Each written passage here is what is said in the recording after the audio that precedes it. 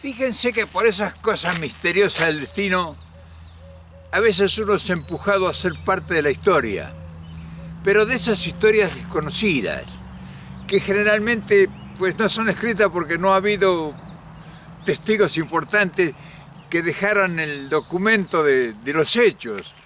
Y entonces, pues muere la gente sin haber sido ni siquiera mencionada ni haber sido conocida. Grandes personalidades en el mundo han sido testigos de hechos de una trascendencia increíble, sobre todo en la historia, y no son conocidos. Y otros que no habían nacido en esos tiempos recogieron e inventaron historias.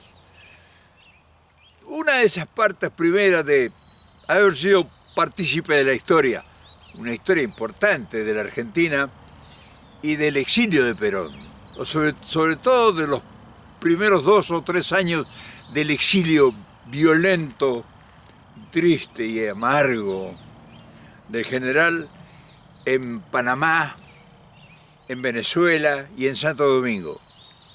Un desconocido, un ilustre don nadie, como el caso mío, un muchacho ensoñador, loquito para la mayoría, tuvo la osadía de salir a una delirante aventura, ver a Perón. Y la fortuna, la suerte, la casualidad, no creo que haya sido la inteligencia y mucho menos mis capacidades de conocimiento. Yo no era historiador, no era político, era un simple hombre común del pueblo. Pero tuve el arrojo de ir en busca de un sueño. Todo el mundo se rió de mí, pero yo tuve algunas participaciones increíbles, que despacio las he ido contando desordenadamente porque uno no es un profesional de la comunicación. Hoy voy a traer un detalle de ese gran momento, de ese gran momento en el tiempo. A ver qué les parece. En Argentina la gran mayoría conocen superficialmente esta historia, parte de esta historia. Pero como nosotros salimos al continente, sin presunciones, sin nada, solamente con modestia, salimos al continente y no sabe la gente del continente qué pasó. Y no saben que en la Argentina en 1955 se bombardeó la Argentina y se sacó un gobierno constitucional que había sido elegido por la mayoría del 70% de la población y que estaba haciendo una transformación que era impensada, pero ni siquiera imaginada. Y que potenciales internacionales que tenían muchos intereses y que habían sido detenidos por Perón para que siguieran despojando al país, pues no encontraron mejor destino que bombardear, querer matarlo a Perón, y la fuerza violenta que se puso en marcha pues lo obligó a salir al exilio. Y sale Perón al exilio con lo puesto, con una valijita que llevaba su ropa interior. Desgraciadamente nunca se ha investigado con seriedad y en profundidad la verdadera historia, el origen de ese golpe militar.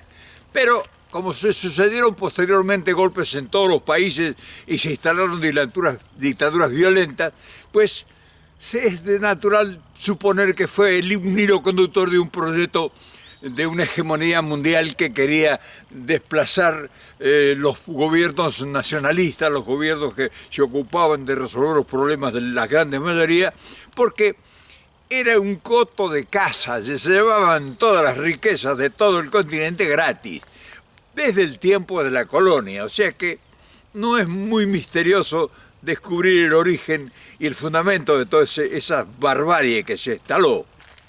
El general Perón se había asilado en el Paraguay, pero a los 3 meses la dictadura argentina le obligó al gobierno paraguayo, al gobierno del general Stroessner, a que sacara a Perón del país. Y lo subió de emergencia. Una noche lo fueron a buscar a la casa donde estaba y de emergencia lo subieron a un avión y salieron a buscar un país que lo aceptara. Pasó por Venezuela, le dijeron que no, había órdenes de no aceptar, pero fue a Colombia, le dijeron que no, o sea, anduvo peregrinando y al final llegó a Panamá. Había estado solamente unos 3 meses, o 3 o 4 meses en Paraguay, y después esa incertidumbre de ese viaje fantasma. Y entonces llega a Panamá y el presidente Arias le da un permiso temporal, no le da asilo ni protección política ni nada de eso. Ahí me encuentro yo con Perón, cuando yo salgo en mi aventura a encontrarme, donde fui presa de burla de todos mis amigos y todo, porque yo hice un acto heroico dentro de mi modestia, vendí todo, quemé todo, mi casa, todo, y salí a la aventura. Y golpeo la puerta, o sea, ya he contado los detalles, pero quiero hacerlo sintético esto para que pueda tener espacio para poder narrarle toda la historia. Golpeo la puerta de Perón y yo iba a buscar directivas para volver a la Argentina, porque cuando yo dije que me iba a ver a Perón, se me llenaron la casa de gente que venía a traerme mensajes. Y uno me criticaba, decía, pero no, ¿está seguro usted que va a ir de verdad? O sea, nadie creía, yo no era nadie, yo no era político, nada. Todos los dirigentes, toda la gente importante que había participado en el gobierno estaba ya presa, ya habían sido encarcelados, había sido masacrado el pueblo, en fin, era violento. Y que un loco desconocido, que no tenía nada que ver con el gobierno ni con nada, solamente era peronista, hiciera correr la voz que sí iba a ver a Perón. Y entre credibilidad y duda e incertidumbre, mucha gente se acercó y dice, si usted va, pero va a ir de verdad, y lo va a recibir Perón, porque había una leyenda que Perón estaba lleno de miles de millones de dólares, disfrutando en el Caribe, la bonanza, o sea, en los medios de comunicación masivos que hoy hacen lo que hacen, ya tenían esa misma mecánica, esa misma técnica hace 70, 80 años. Llego a Panamá, y ahí empieza esta historia. Pero en realidad mi propósito era muy modesto, ¿eh? O sea, yo no tenía ningún ideal para proponerle nada a Perón. Yo era el único ideal era llegar, quizá tal vez fue un poco envalentonado por demostrarle a los míos, siendo uno nadie, que yo iba a ser una aventura, una cosa extraordinaria. Y llego allá y con todo ese temor, ese miedo que tenía la cabeza llena de que era imposible. Y me encuentro a un Perón en soledad, viviendo con una modestita casa, un modesto departamento en la ciudad de Panamá. ¿Y qué anda haciendo? Vea, general, yo asustado, no sabía qué decirle, si general o señor, porque iba todo compungido, había tenido un deslumbramiento, que fue un deslumbramiento conocer a Perón. Y yo vengo a buscar directivas porque la gente está muy desorientada, los dirigentes están todos presos, y respondí a las preguntas que me ¿qué anda haciendo? Y entonces Perón se abre y me dice, me cuenta todo lo que estaba viviendo. Dice, pero usted llega como un milagro. Yo no tengo contacto con nadie en la Argentina. Y usted me había llenado una mesita una mesita ratona en el medio del living, de papeles y fotos y dibujos de niños y cartas de dirigentes, un montón de gente que me había ido a ver. Y yo llevé todo eso. Y me dice, ¿y ahora qué piensa hacer usted? Y buscar directivas para llevar a la gente allá. Y Perón se cruza de brazos y me sonríe. Dice, usted ni bien llegue, lo meten preso.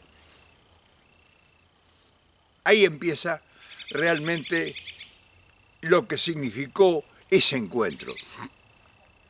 Vea, me dice, después que hablamos, me preguntó, le conté, con el atropello de querer decirle de todo, de querer explicarle. Dice, vea hijo, dice, yo estoy acá como usted ve, viviendo modestamente, sin contratos con nadie, sin posibilidades de que pueda salir a decirle nada a nadie, los diarios me ignoran, en fin, el gobierno me ha dado un permiso para estar acá, me echaron del hotel que estaba en Colón, dicen, porque era un hotel del... Bueno, era un hotel del gobierno de Estados Unidos, dice que era de la zona del Canal, y ahora estoy en ese departamentito acá en la ciudad de Panamá, que dice que me lo ha cedido Pascali, que era el embajador, dice, él lo consiguió. Dice, pero yo a usted lo necesito acá. No allá. Allá si usted llega lo meten preso al rato porque ya saben que usted está acá. La historia esa es la que comienza. Y el milagro se produce cuando lo que yo iba a buscar directivas me dice, yo a usted lo necesito acá, y me manda a Venezuela. Si usted quiere ir, me dice, ¿cómo no? Digo, yo, ¿a dónde les fue a ser útil? Para mí era un asombro. Los delirios de la imaginación me cubrieron la cabeza, me nublaron. Pero me manda a Venezuela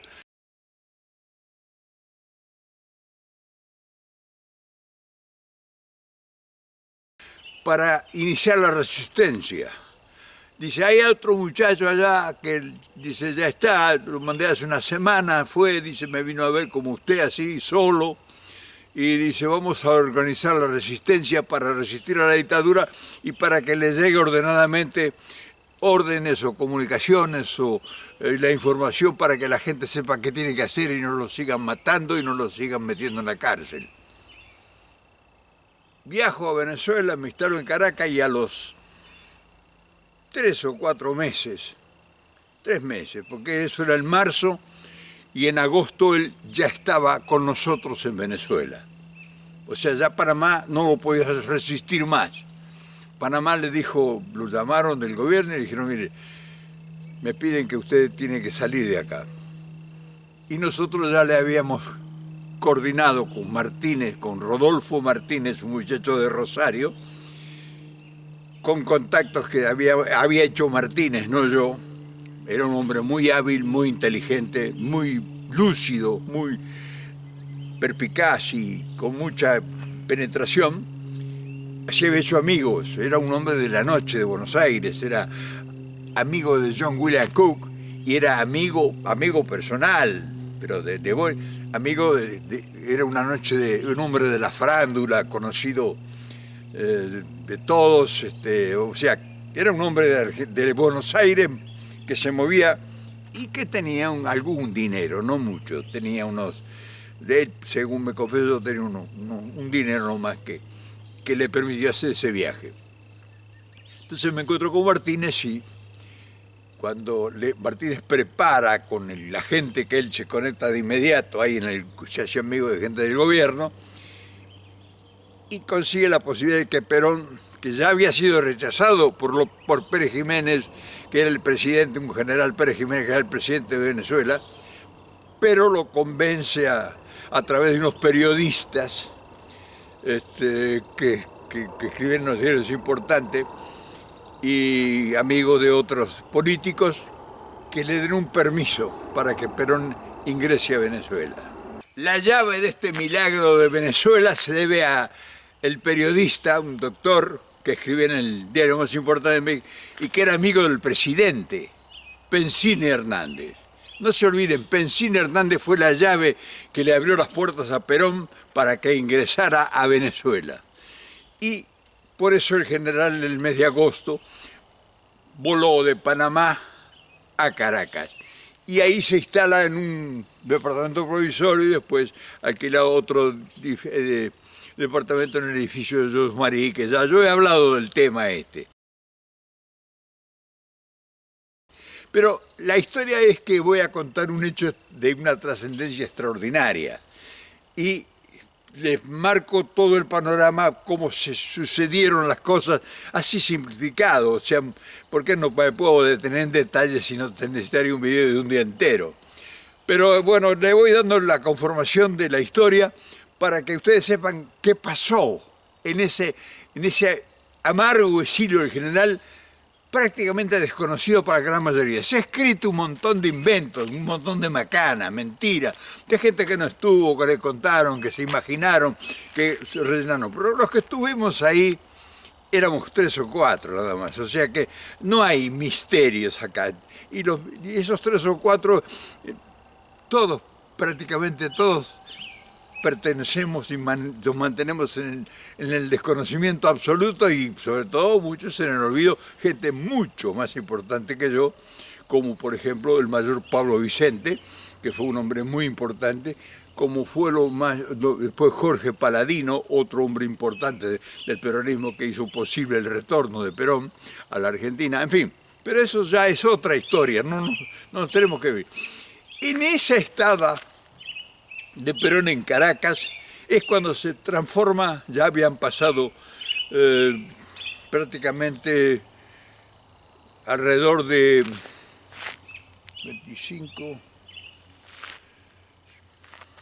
2 años y medio más o menos, y la dictadura se sintió agobiada, se sintió superada por la inclemencia que era el azote, la reacción del pueblo. O sea, el pueblo no paró de luchar, a pesar de que le ofreció mucha sangre. Y entonces la dictadura se vio en la obligación de hacer una apertura democrática. Y nada menos que fue a buscar, dentro del partido de mayor preponderancia, partido político en el país, que había sido enemigo acérrimo de Perón y del peronismo, o sea, enemigos a muerte. Pero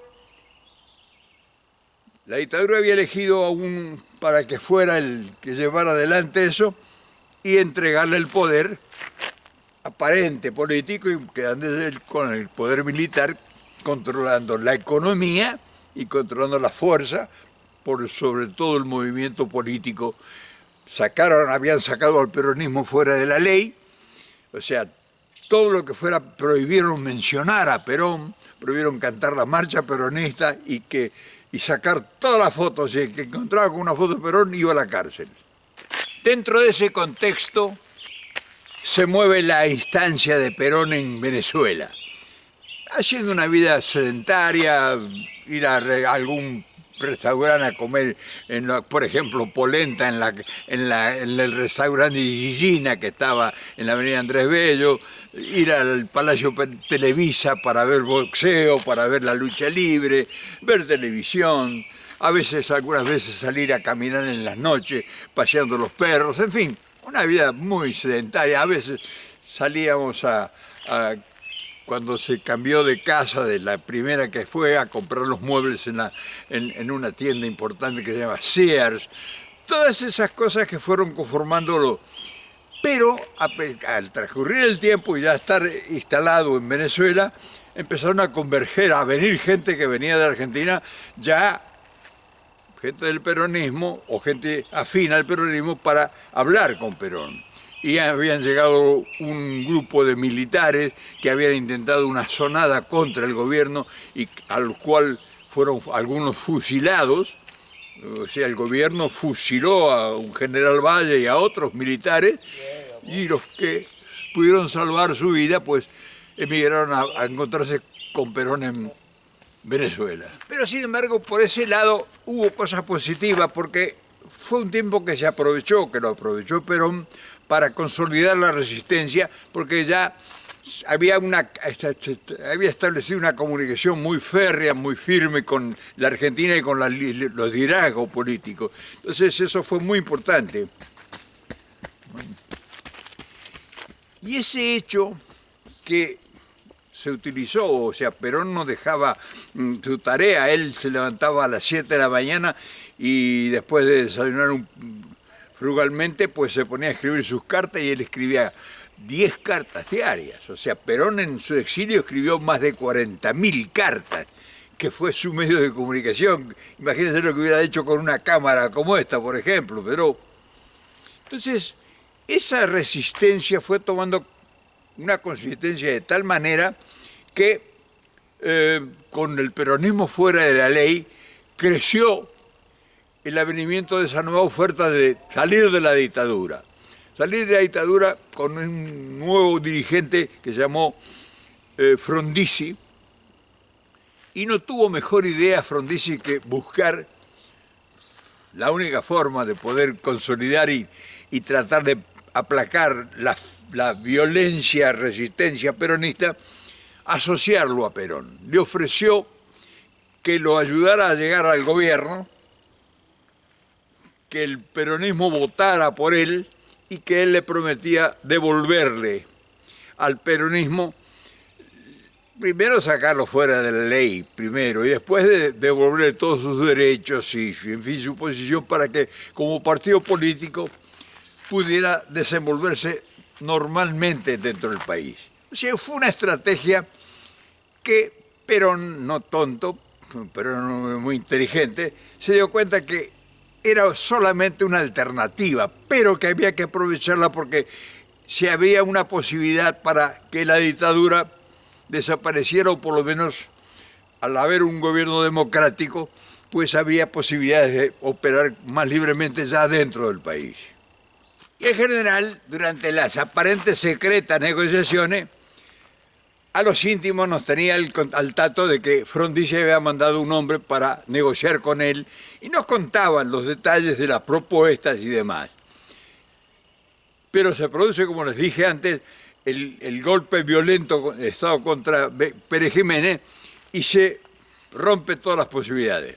Tenemos que refugiarnos de inmediato en las embajadas de Santo Domingo y de Haití, y de repente nos encontramos en Santo Domingo, en la égida de Trujillo, otro gran dictador de largo data, pero socio de Estados Unidos, así que pues esa dictadura era aceptada e incluso protegida. Ahí se produce otro acontecimiento importante, del cual fuimos muy pocos, 4 o 5 los protagonistas, y eso es lo que yo quería traerles al recuerdo hoy, porque esta es la parte que no se conoce de verdad cómo fue, porque los que estaban ahí éramos 4, 5 o 6, pero los que realmente pudieron constatar esto, pues ya todos están muertos y no hay mucho misterio en todo esto. Para ese entonces ya el general había dejado un buen hotel de primera categoría, que es el Jaragua, y había ido a vivir con nosotros, conmigo, porque no había nadie más ahí en el Hotel Paz. Un hotel de segunda categoría, un hotel que era del gobierno y que, en fin, ahí estaban todos los que estaban. Entonces ahí se realiza el gran cónclave del que yo voy a hablar. Llega Frigerio ya con los papeles para firmarse. Un papel era, no tanto, uno solo era, una simple hoja de papel, el documento. El documento que yo lo tuve en mis manos y que ya les voy a contar la historia. Y llega Frigerio y estaba el doctor Cook, había venido Jerónimo Remorino, que había sido el ministro de Relaciones Exteriores en el gobierno de Perón, estaba el ministro que había sido... Vino desde Nueva York, Remorino, había venido Gabriel Borlengui, que había sido ministro del Interior, que vivía en Cuba, tenía un restaurante en Cuba, un negocio, estaba el doctor Cook, había venido Frigerio, que era el presidente de Frondizi, estaba Roberto Galán, un animador de televisión que fue muy famoso y demás, estaba el general, Isabelita, y yo. Dicen, me contaron después, me lo contó Américo Barrio, que cuando Perón dijo que me iba a invitar a mí, le dijeron, pero ¿quién es ese tipo? ¿Y qué participación tiene en el peronismo ese tipo?